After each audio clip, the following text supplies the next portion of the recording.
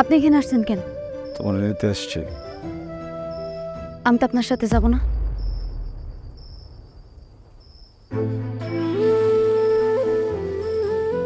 কি বলতেছো? যা শুনতেছেন ঠিকই শুনতেছেন।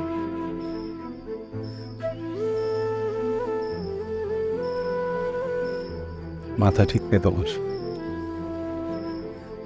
বিয়ে মানে বোঝো? হ্যাঁ, একবার কবুল বলে ফেলাইলে এরপরে তুমি তো আমার থাকতে পারবা না। আগ্লামি করো না। জানি। কি হয়েছে তোমার? আমি কোনো ভুল করছি? মানে কোনো দোষ হয়েছে? আমার আমার আমার বইলো, আমি আমি সব কিছু ঠিক করবো, কিন্তু এখন না, বুঝছো? এখন তো সময় নেই। চলো আমরা কিন্তু চলে যাই। তারপর পুরোটা জীবন করে আসছে না সব কিছু ঠিক করার জন্যে। এখন এসব করো না,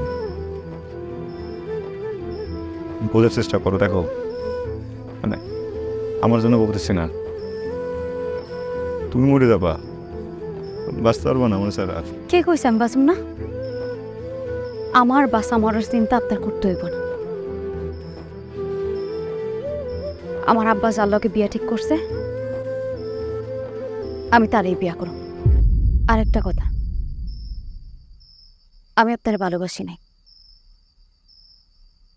নাটক করছি।